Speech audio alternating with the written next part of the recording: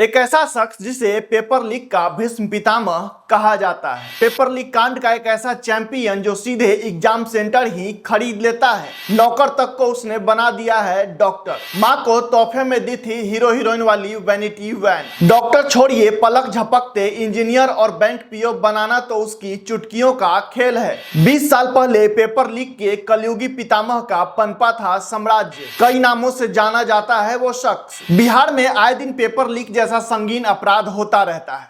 शायद ऐसा कोई एग्जाम ना हो जो बगैर लीक का सफलतापूर्वक कराया गया हो। पहले एसएससी, बैंकिंग, बिहार दरोगा जैसे पेपर लीक होता था, लेकिन उसके बाद पेपर लीक के अपराध से बीपीएससी और नीट यूजी के एग्जाम भी नहीं बच पाए।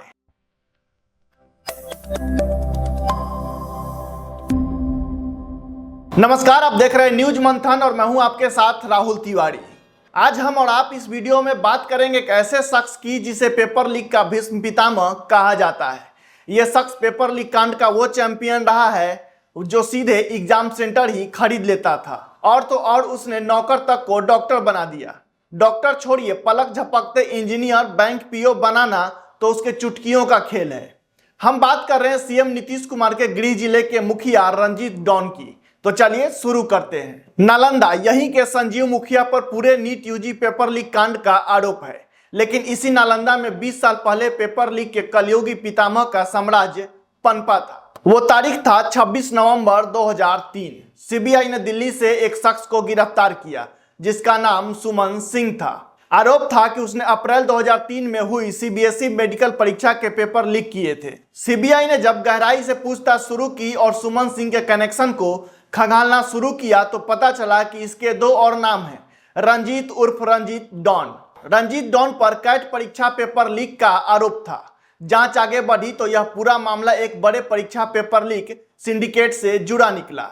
इसका मास्टरमाइंड कोई और नहीं बल्कि खुद रंजीत डॉन ही था। रंजीत डॉन बिहार के नालंदा जिले के हिलसा प्रखंड के खद्दी लोदीपुर गांव के रहने वाला था। उसने सन 1994 में दरभंगा मेडिकल कॉलेज में एमबीबीएस के लिए दाखिला लिया, लेकिन वहां उसके खिलाफ फर्जी प्रमाण पत्र देने के आरोप लगे और वहां से उसे निकाल दिया गया। लेकिन इसके बाद उसने वो कर दिखाया जो कभी किसी ने सोचा नहीं था। सीबीआई के जांच में पता चला कि रंजीत डॉन एक बड़े सिंडिकेट का सरगना है जो देश भर में परीक्षाओं के पेपर लीक कराने का काम करता है। चर्चा तो यहां तक थी कि अपने गैर कानूनी मकसद को पूरा करने के लिए रंजीत डॉन एग्जाम सेंटर तक को खरीद लेता था। सीबीआई ने जब 10 दिसंबर 2003 को रंजीत डॉन समेत 18 लोगों के खिलाफ केस दर्ज किया था। यह मामला केस नंबर RC 24A 2003 के तहत आईपीसी धारा 409 और प्रिवेंशन ऑफ करप्शन एक्ट के तहत मामला दर्ज किया।